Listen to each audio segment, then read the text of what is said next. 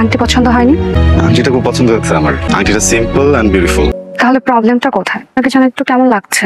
Honestly আমার বিয়ে করার কোনো ইচ্ছা ছিল না। আচ্ছা, আপনি টেনশন করবেন না, সব ঠিক হয়। কি জানেন, আমার একটা রিলেশন ছিল, আমার বোনকে বাড়িতে না পৌঁছে দিয়ে ঢাকায় চলে গেলে। তুমি যেহেতু চলেই গেছো, তোমার আর আসার দরকার নেই। গাড়িটা নিয়ে একটু স্টেশনে যান। তো একদম আমি বাইরে একটু কথা বলছিলাম। এখানে যদি আমি হইতাম তাহলে একটু এই চিন্তা করতাম। আপনি আমাকে ডিটেলটা দিয়ে দেন। মেসেজ করে দিচ্ছি। Thank you. এই মেয়ে, কি ব্যাপার? আমি এই যে রেলওয়ে স্টেশনে গিয়ে, আপনি কি একটু কষ্ট করে ওনাকে একটা ফোন দিবেন? পুরোটা জায়গা পাগল দেয়।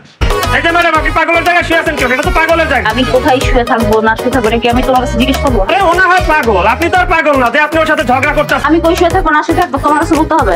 আপনি এখানে পাগলামি শুরু করছেন কেন? পাগলের জায়গায় পাগলে থাকতেন। হ্যাঁ ঠিকই কইছস, এটা মনে হয় মারছে।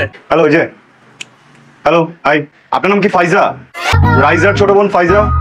মানসিক সমস্যা আছে ভাই, একটু আপনি সামনাসামনি কেন বললেন যে আমার মানসিক সমস্যা আছে? আপনি কিছু না কিছু একটা বলে আপনাকে একজন সুস্থ স্বাভাবিক মানুষ, একজন শিক্ষিত মানুষ তাই বলে আপনি আমাকে কি মানসিক রোগী বানাবেন? বলবেন আপনি। চুপচাপ দাঁড়ায়